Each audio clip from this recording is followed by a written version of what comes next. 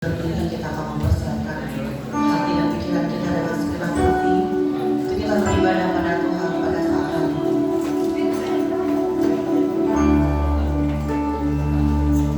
Kita akan ambil saat teduh sebentar.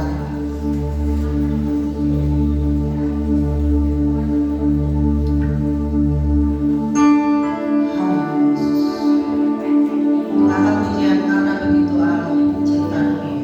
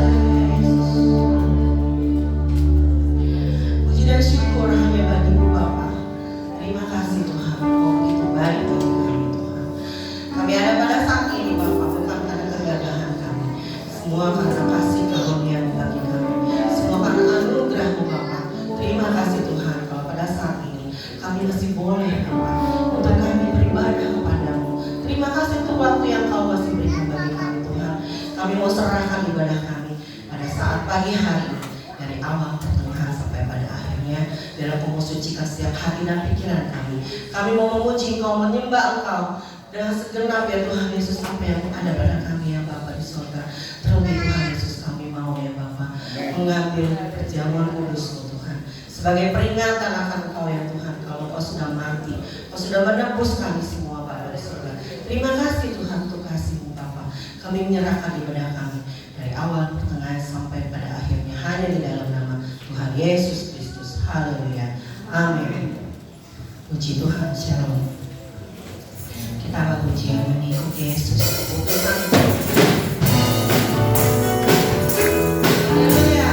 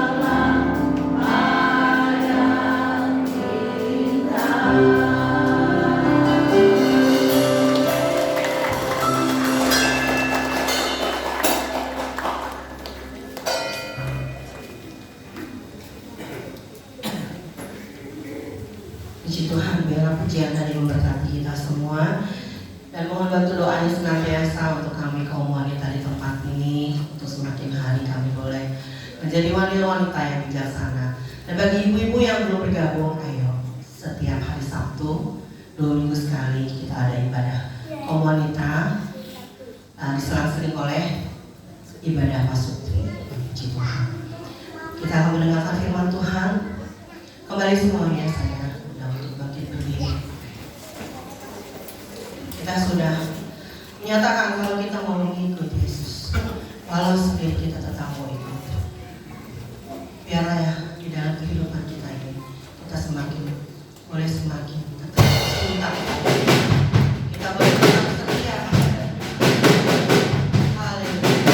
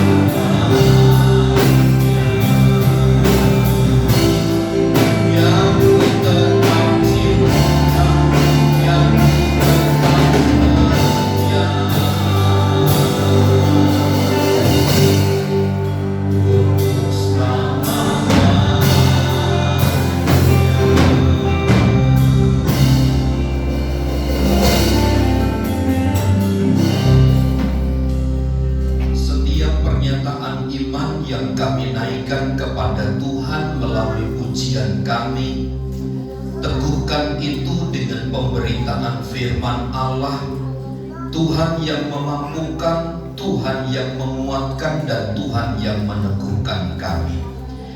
Karenanya setiap benih-benih firman Allah yang sebentar akan ditaburkan kepada kami, membawa kepada kami satu perubahan hidup, supaya kami semakin lagi sesuai dengan kehendak dari Tuhan. Kuasai hati dan pikiran kami, dan setiap pekerjaan roh jahat kami tolak, kami patahkan dalam nama Yesus. Tuhan menyertai kami, berkati pemberitaan firman-Mu. Pakai hamba-Mu yang penuh dengan keterbatasan dan kekurangan ini untuk menyampaikan maksud isi hati Tuhan dari firman Allah. Kami siap diberkati oleh firman-Mu di dalam dan demi nama Yesus. Setiap kita yang siap diberkati bersama katakan amin. Amin. Silakan duduk Bapak Ibu Saudara sekalian. Salam. Baik, puji Tuhan. Kita sudah sampai pada tanggal yang kelima bulan November, Bapak Ibu. Jadi Tuhan telah hantar hidup kita sedemikian rupa, dan saya tahu gitu, kesimpulan kita adalah sama, bahwa semua hanya oleh karena Tuhan, ya. Amin. Baik, mari kita baca Alkitab kita dari Injil Matius pasal yang ke-17. Kita baca ayat 1 sampai ayat yang ke-13. Matius pasal 17 ayat 1, Matius 17 ayat 1 sampai ayat yang ke-13. Saya baca ayat pertama, semua jemaat Tuhan membaca ayat yang kedua, dan seterusnya kita bergantian demikian. Yesus dimuliakan di atas gunung. 6 hari kemudian Yesus membawa Petrus, Yakobus, dan Yohanes saudaranya, dan bersama-sama dengan mereka Ia naik ke sebuah gunung yang tinggi. Di situ mereka sendiri saja. Lalu Yesus keluar di depan mata mereka. Wajahnya bercahaya seperti matahari, dan pakaiannya menjadi putih bersinar seperti terang. Maka nampak kepada mereka Musa dan Elia sedang berbicara dengan Dia. Kata Petrus kepada Yesus, Tuhan, apakah bagian kami berada di tempat ini? Jika Engkau mau, biarlah berdirinya kami di setiap kembangan.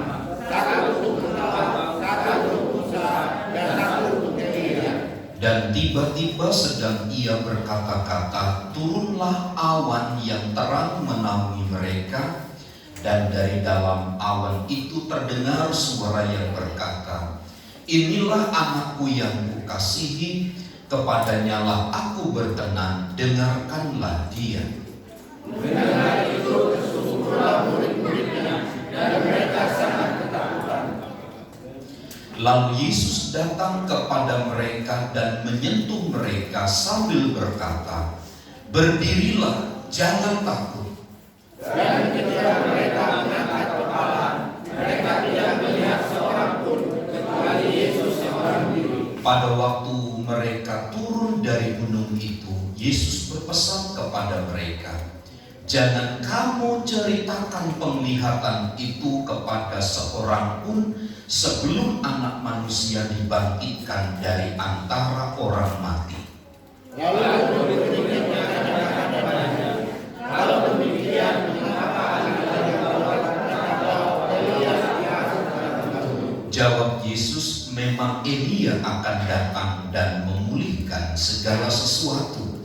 Dan aku berkata kepadamu, Elia sudah datang, tetapi orang tidak mengenal dia dan memperlakukannya menurut kehendak mereka.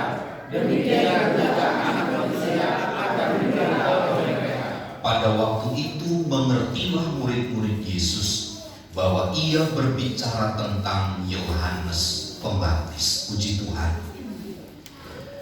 Berita yang dilihat oleh Petrus, Yakobus dan Yohanes bersama-sama dengan Tuhan Yesus adalah merupakan satu penglihatan yang sangat luar biasa,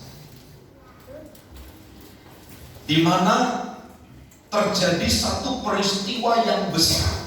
Kemuliaan Allah dinyatakan begitu hebat, sehingga di dalam penglihatan itu hadirlah seorang tokoh besar, yaitu Musa dan Elia yang tercatat di dalam ayat itu. Nah, peristiwa yang besar ini sebenarnya sebuah peristiwa yang diharapkan oleh orang-orang Yahudi pada waktu itu. Sebuah peristiwa di mana mereka menanti-nantikan pembebas atau Sang Mesias itu muncul di tengah mereka. Kenapa? Karena mereka menganggap terlalu lama mereka dijajah oleh bangsa lain. Sehingga di dalam perjumpaan dengan Tuhan, di mana Musa dan Elia hadir di situ, bagi mereka ini sejarah baru, munculnya sebuah pembebasan yang sesungguhnya. Tapi kita membaca di dalam ayat-ayat bagian-bagian terakhir, Tuhan Yesus justru memberikan satu pemahaman, satu pesan secara khusus kepada mereka, dan pesan itu harus dipegang secara baik. Pesannya adalah jangan menceritakan apa yang mereka saksikan, di mana Tuhan Yesus itu dipermuliakan melampaui daripada Musa dan Elia. Sekali lagi, bagi orang Yahudi, tokoh yang paling fenomenal itu adalah Musa dan Elia. Apa peristiwa Elia yang begitu fenomenal itu? Di dalam kitab 2 Raja-Raja, pasal yang kedua, ayat yang ke-11. Inilah yang diharapkan oleh orang Yahudi, tampilnya seorang pembebas. Sedang mereka berjalan terus sambil berkata-kata, tiba-tiba datanglah kereta api dengan kuda berapi memisahkan keduanya. Lalu naiklah Elia ke sorga dalam angin badai. Elia adalah seorang yang terangkat ke sorga hidup-hidup. Dan catatan dari Injil Matius pasal 1 ayat 17 ayat 1 sampai ayat yang ke-13 itu, Yesus itu dipermuliakan lebih melampaui Elia. Ada satu harapan besar dari bangsa Yahudi, orang-orang Yahudi, bahwa mereka ingin melihat Nabi Elia itu turun dari langit yang mengendarai kereta yang berapi itu, sebagaimana dia dari bawah naik ke atas. Dialah yang diharapkan menjadi pembebas itu. Itu sebabnya sampai hari ini orang-orang Yahudi yang tinggal di Israel, mereka masih berada di tembok ratapan. Mereka masih menantikan Sang Mesias itu. Kapan Mesias itu datang? Mereka tidak mengerti bahwa Mesias yang sesungguhnya bukan yang membebaskan mereka dari jajahan secara fisik, tapi mereka yang mampu melepaskan diri dari ikatan dosa, dari penghukuman itu. Tidak lain dan tidak bukan, itu adalah bicara tentang Tuhan Yesus Kristus. Tokoh yang kedua yang diharapkan hadir itu adalah Musa. Ketika Israel ditawan di daerah Mesir, dalam kitab Keluaran mencatat begitu luar biasa perjalanan Musa dipimpin oleh Tuhan. Harus menghadapi penguasa yang begitu kejam. Tetapi Musa membawa mereka berdasarkan tangan Tuhan. Sehingga tokoh yang kedua Musa ini juga diharapkan untuk hadir di tengah-tengah orang Yahudi untuk menjadi Mesias, pembebas bagi mereka. Nah, persoalannya apa yang dilihat oleh para murid itu bukan Elia dan Musa yang dipermuliakan lebih tinggi, tetapi justru Tuhan Yesus Kristus dipermuliakan lebih tinggi, melampaui pembebas Elia dan Musa yang diharapkan oleh orang-orang Yahudi itu. Mengapa Tuhan Yesus berpesan kepada mereka agar jangan menceritakan kepada siapapun di mana Tuhan Yesus dipermuliakan melampaui Elia dan Musa itu? Bisa saja menurut saya begini, ketika mereka betul-betul memberikan terhipnotis dengan apa yang mereka lihat, kemungkinan besar orang akan mempercayai berita yang disampaikan oleh Tuhan Yesus itu, yang dilihat oleh para murid-murid itu, sehingga Tuhan Yesus memiliki banyak sekali pengikut. Dan mereka yang mengerti hanya sebatas di mana Yesus dimuliakan saja. Padahal dalam ayat terakhir boleh diceritakan, tetapi setelah Yesus bangkit dari kematian, itu berarti bahwa Tuhan Yesus sedang mengajar kepada para murid agar mereka jangan hanya menikmati kemuliaan, jangan menikmati kejayaan, jangan menikmati keberhasilan tanpa sebuah salib, tanpa sebuah penderitaan. Bukankah di dalam pasal 16 kita belajar, kalau mau menjadi murid Kristus ada konsekuensi. Mereka harus melepaskan segala sesuatu, termasuk mereka harus kehilangan nyawanya sekalipun, sebagai sebuah bentuk kontrol komitmen yang sesungguhnya kepada Tuhan. Karenanya peristiwa konfigurasi di mana Yesus dan Musa Elia dipenuhi dengan kemuliaan itu tidak boleh diceritakan kepada orang banyak. Sebab kalau orang mendengar peristiwa Yesus dipermuliakan melampaui Musa dan Elia, maka pengikut-pengikut Kristus itu hanya sekedar menikmati kemuliaan tanpa mereka bekerja, tanpa mereka berjuang. Di dalam ibadah pasutri, saya katakan kepada pasutri yang hadir hari Sabtu jam 5 sore, kita itu lebih menyediakan banyak fasilitas kepada anak-anak kita.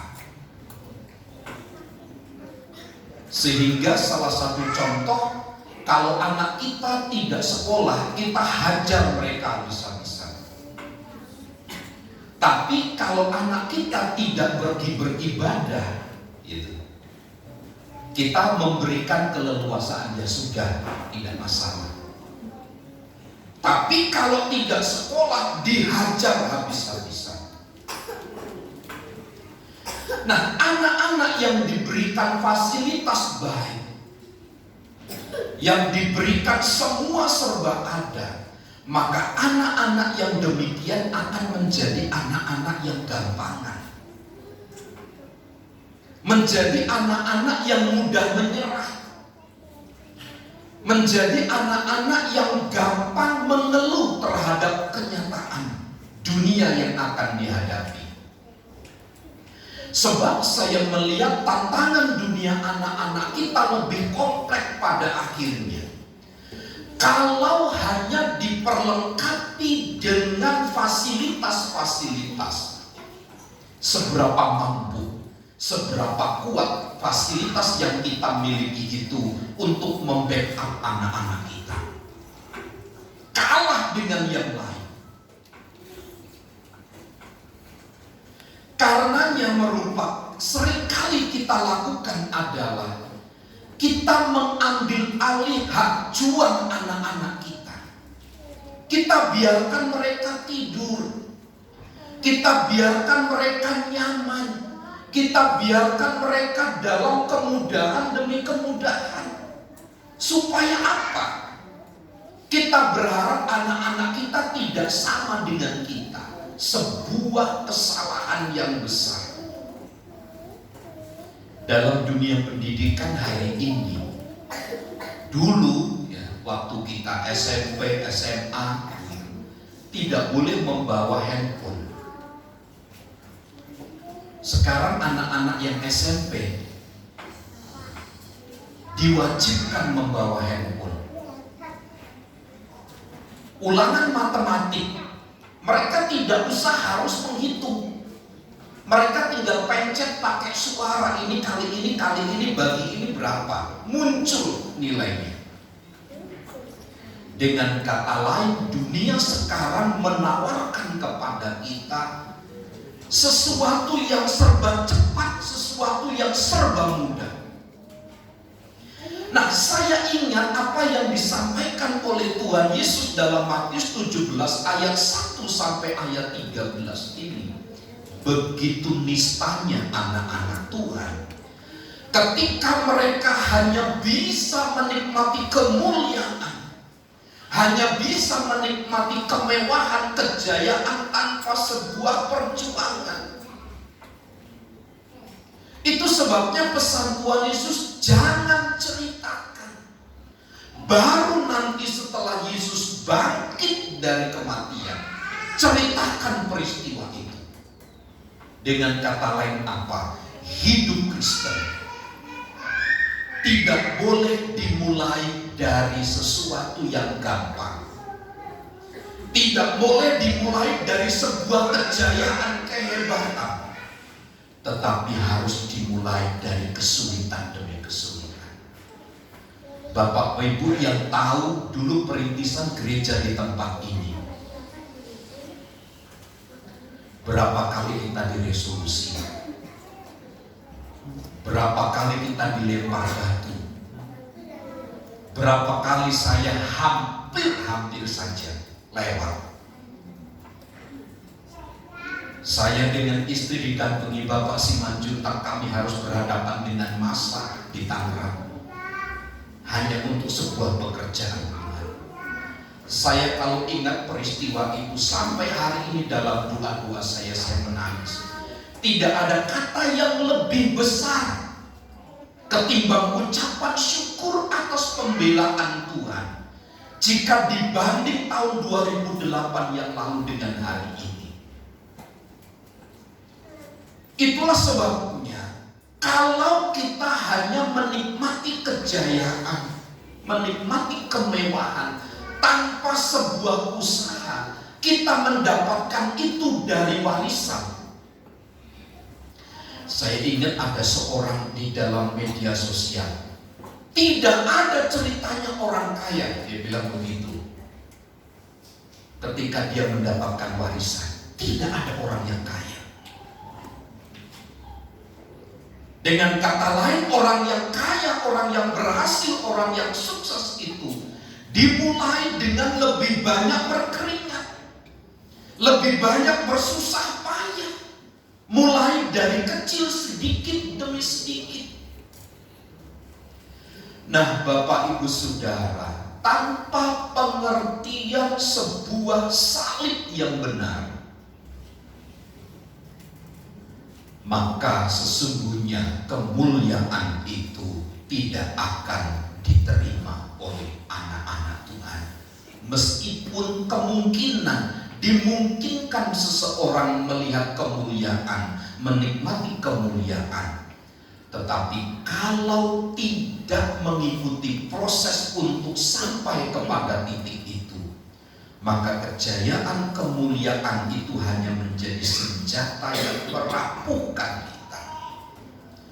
Itu sebabnya satu pendidikan yang baik dari firman Allah selalu mengajarkan kepada kita, jangan mengejar hasil akhir,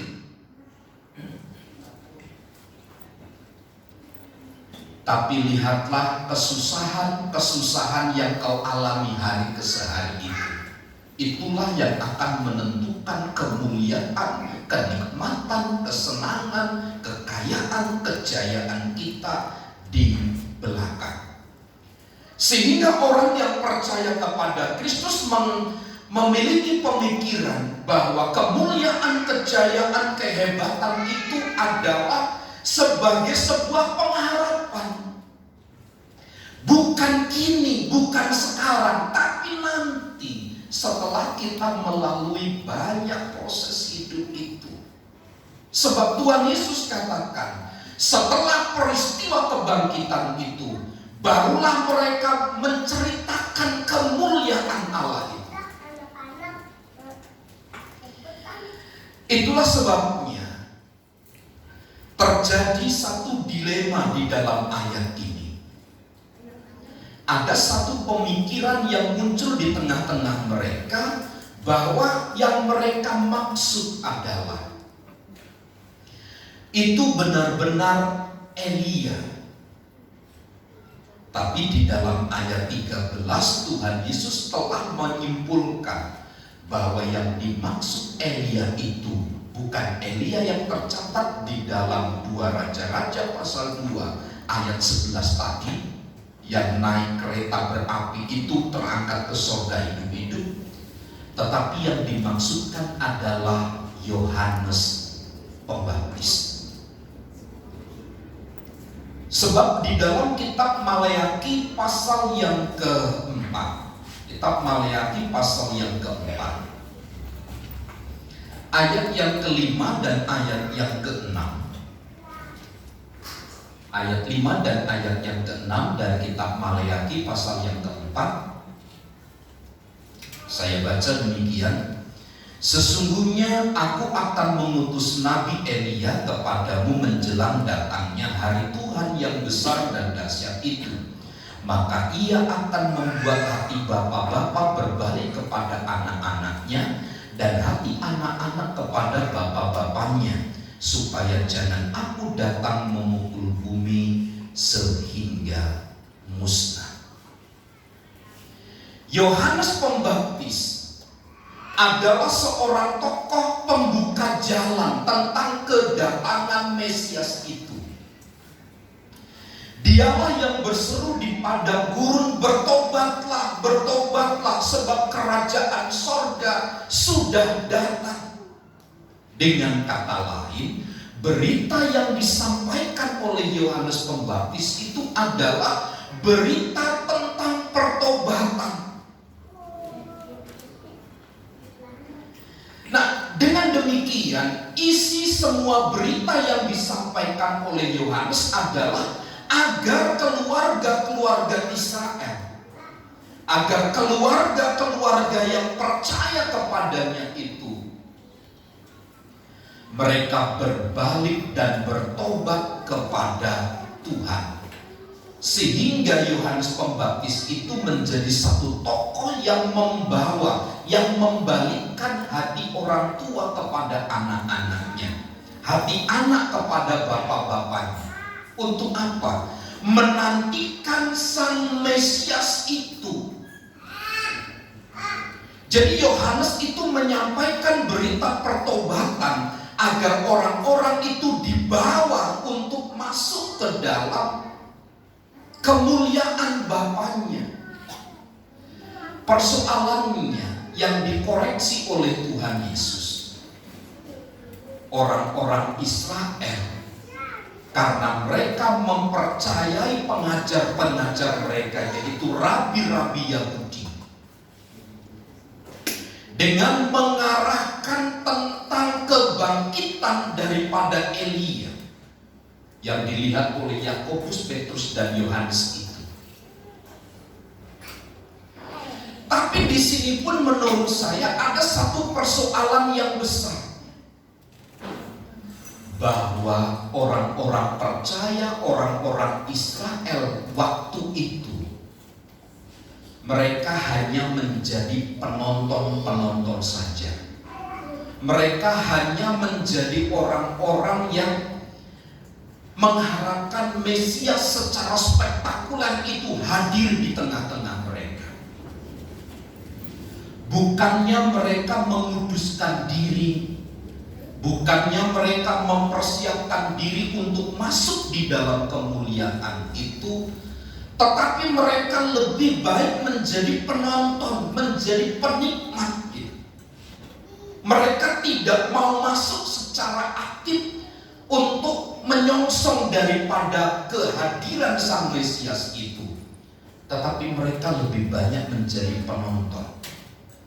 Ini kan situasi yang kita hadapi sekarang. Sangat mirip dengan gereja hari ini.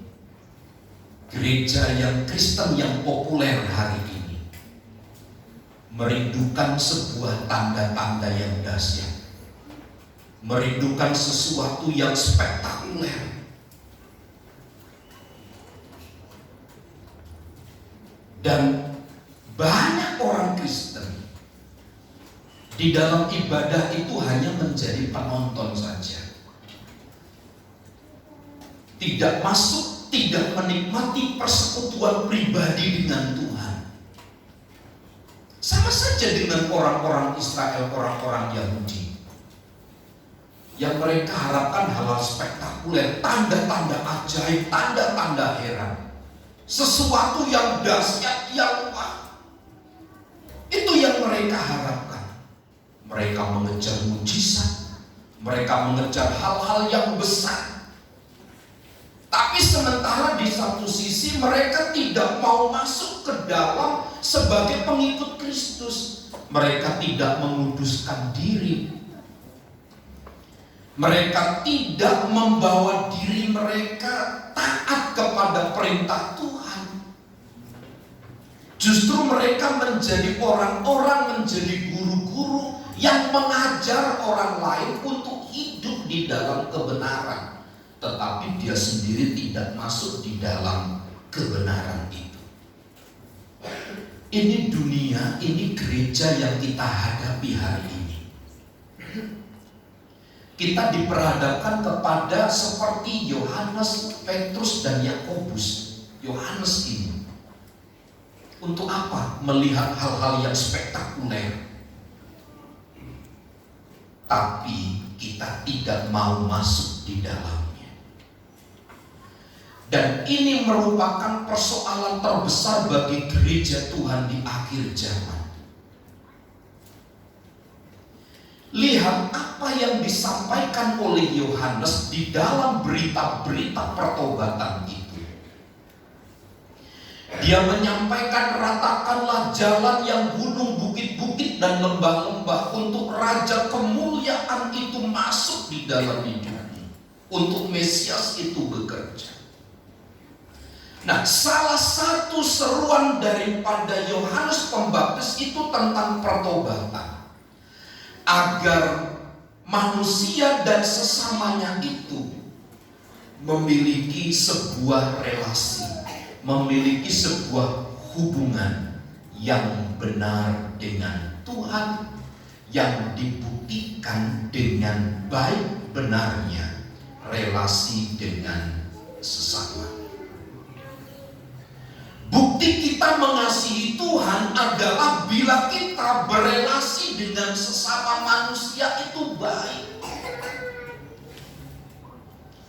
Tidak mungkin kita berkata aku mengasihi Tuhan, tetapi di satu sisi kita membenci yang lain.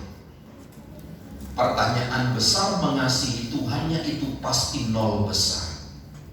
Karena itu yang diberitakan oleh Yohanes. Kalau ingin mengasihi Tuhan, buktikan. Caranya apa? Punya relasi yang baik dengan sesama. Relasi kita dengan Tuhan itu akan baik apa benar jika ada bukti konkretnya. Apa bukti konkretnya? Relasi kita dengan sesama itu baik dan benar. Lihat Bapak Ibu Saudara, memang selalu beresiko mengiring dan mengikut Tuhan itu. Yohanes Pembaptis tidak hanya sekedar kuar-kuar, bertobatlah kerajaan surga sudah dekat. Tidak. Tapi sebelum kemuliaan itu dikenakan pada dirinya, dia harus mati terlebih dahulu oleh siapa? Herodes. Baru ada kemuliaan. Bagaimana dengan Tuhan Yesus? Pun dia melakukan hal yang sama. Yesus mati di kayu salib, menderita. Tapi lihat pada hari ketiga, dia bangkit di dalam kemuliaan. Yohanes mati di tangan Herodes, di tangan manusia yang berdosa. Tuhan Yesus mati di tangan orang yang berdosa. Tapi kematiannya adalah kematian dalam rangka menyelamatkan orang-orang yang berdosa. Itulah kemuliaan yang disediakan Tuhan bagi kita. Karenanya menjadi penting bagi setiap kita sebagai anak-anak Tuhan. Tidak mungkin ada kemuliaan tanpa salib. Kalaupun ada, kita ini adalah penyeleweng-penyeleweng yang baik.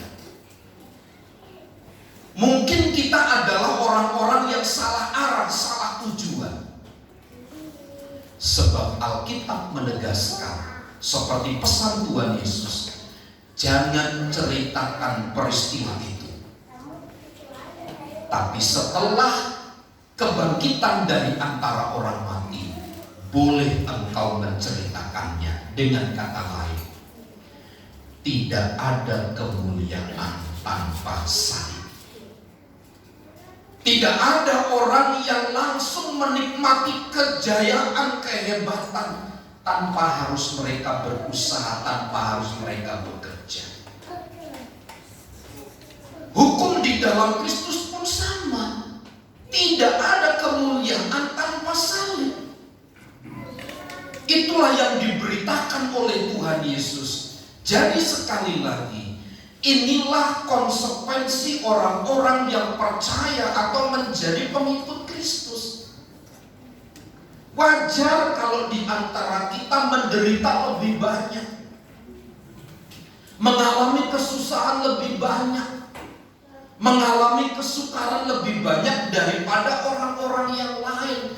Itu menjadi pembukti bahwa kita adalah sedang menuju kepada kemuliaan dari Tuhan. Jadi saya hanya simpulkan sederhana begini. Kesulitan karena Kristus yang engkau alami akan menambahkan kemuliaan dalam hidupmu di masa yang akan datang. Karenanya hiburkan diri kita dengan pengharapan ini. Sulit, susah, sukar karena Kristus. Karena memang itu jalan yang harus kita lalui untuk sampai kepada kemuliaan demi kemuliaan. Tuhan Yesus memberkati kita. Saya mengundang tim musik untuk maju ke depan. Mari kita bernyanyi satu pujian, telah kulihat bukti kasih-Mu. Dan mari kita mempersiapkan diri untuk masuk di dalam perjamuan kudus. Telah kulihat bukti kasih.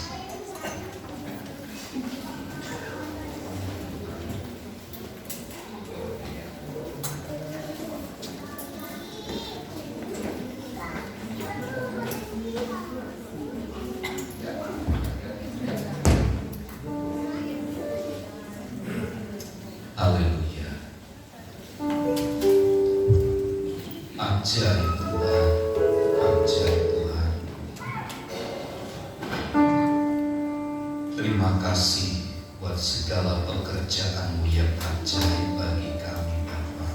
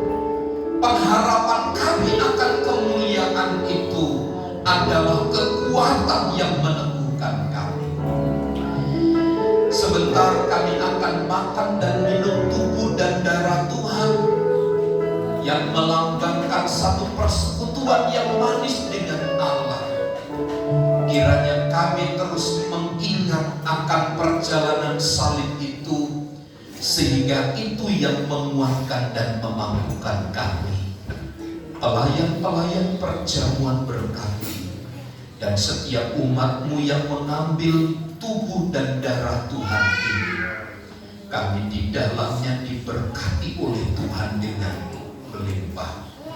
Karenanya kami minta segala anugerah, segala kemurahan, segala kebaikan Tuhan dicurahkan atas perjamuan kudus pagi hari ini. Kami lakukan perjamuan kudus dengan hati bersyukur di dalam nama Bapa, Putra, dan Roh Kudus, di dalam nama Tuhan Yesus Kristus. Amin. Salibnya teramat mulia.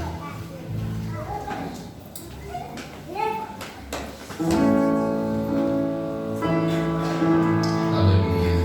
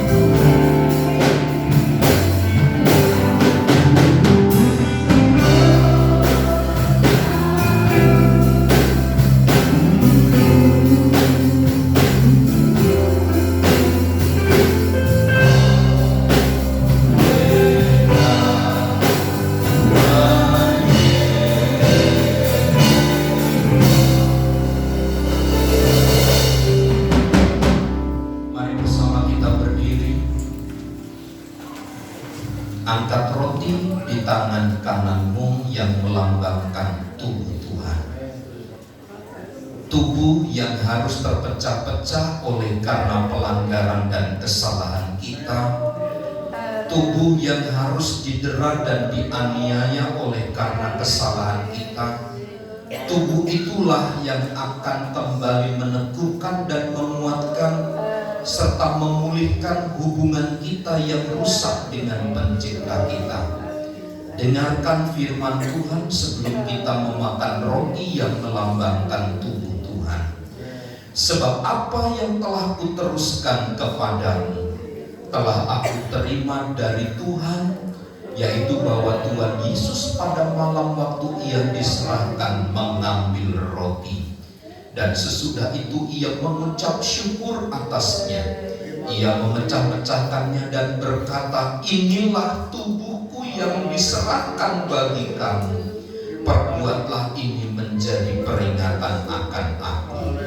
Mari kita makan dengan iman dalam nama Yesus.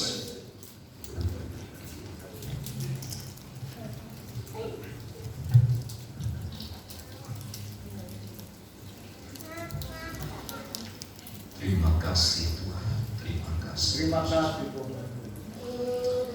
Angkat cawan di tangan kananmu. Terima kasih. Cawan yang berisi air anggur adalah melambangkan darah Tuhan. Darah yang mengalir dari tubuh karena penderitaan dan aniaya itu. Darah itulah yang menyucikan kita, yang menghapus segala pelanggaran dan kesalahan kita, sehingga kita memperoleh garansi jaminan keselamatan daripadanya. Demikian juga ia mengambil cawan sesudah makan lalu berkata, cawan ini adalah perjanjian baru yang dimeteraikan oleh darahku. Perbuatlah ini setiap kali kamu meminumnya menjadi peringatan akan aku. Sebab setiap kali kamu makan roti ini dan minum cawan ini, kamu memberitakan kematian Tuhan sampai ia datang. Mari kita minum dengan iman dalam nama Yesus. Haleluya. Terima kasih. Terpujilah namamu Tuhan, terpujilah namamu Yesus. Engkau baik, Engkau baik. Semoga nama Tuhan Bapa, semoga nama Tuhan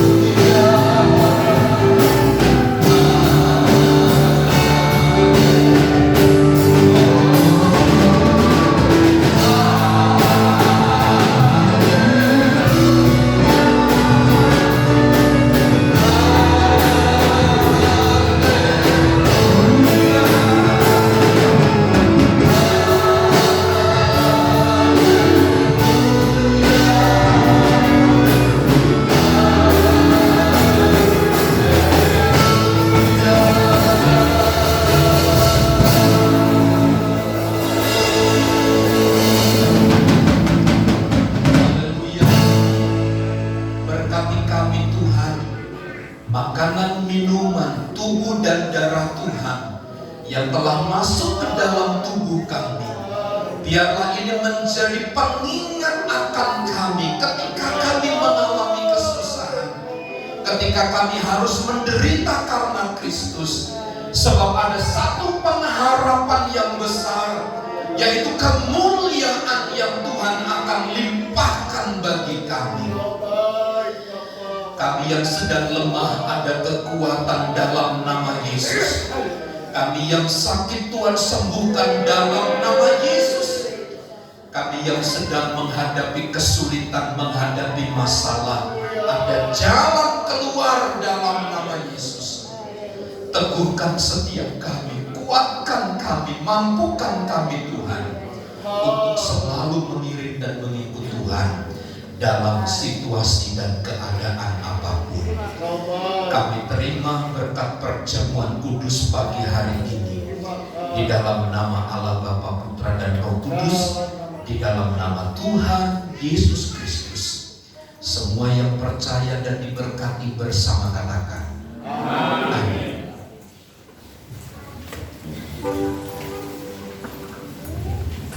Terima kasih untuk Bapak Gembala yang sudah melayani firman Tuhan dan pelayanan perjamuan kudus.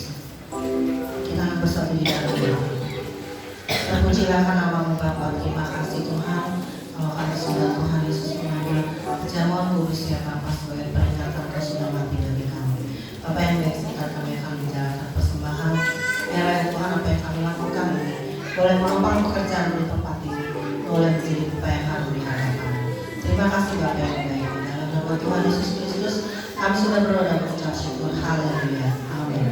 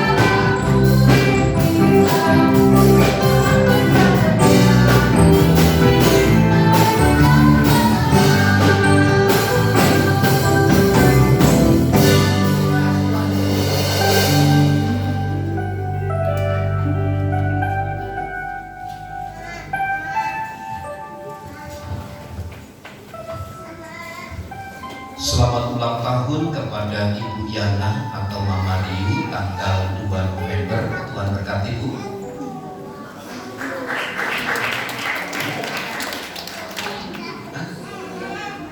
Enggak.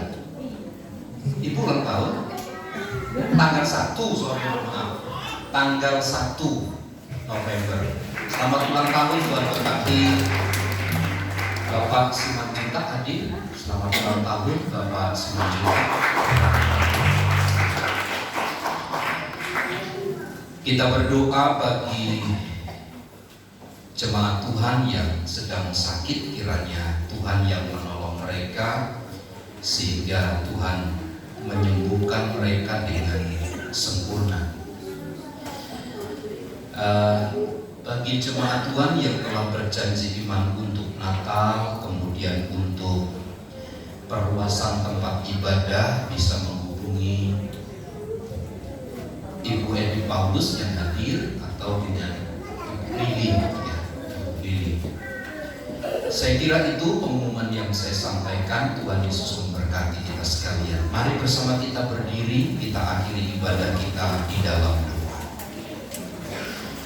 Pujian, hormat, dan syukur kami naikkan kembali kepada Tuhan yang telah memungkinkan kami bersekutu dalam ibadah ini dari awal sehingga selesainya. Engkau memberkati seluruh jemaat Tuhan, usaha pekerjaan, pelayanan kami. Engkau yang memberkati kami dengan berlimpah, baik keluarga demi keluarga, rumah tangga. Hamba serahkan kepada Tuhan. Tuhan yang memberkati dengan berkat yang berlimpah. Jemaat-jemaat Tuhan yang sedang sakit, Oma Tan Pinio, orang tua Bapak Daniel Stephen, Bapak Novianto, pulihkan dengan sempurna dalam nama Yesus. Pulihkan anak kami Kerin dengan sempurna dalam nama Yesus. Jemaat-jemaat Tuhan yang sedang mengandung, Tuhan berkati. Ibu Mega Manalu, Ibu Feren, Tuhan berkati kandungan mereka dalam nama Yesus. Tuhan yang memberkati kandungan mereka. Demikian hamba berdoa bagi Ibu Yana, Bapak Simanjuntak yang berulang tahun pada bulan ini. Tuhanlah yang mengaruniakan segala kehidupan yang baik bagi mereka. Limpahi mereka dengan damai sejahtera dan kebaikan dari Tuhan yang sempurna.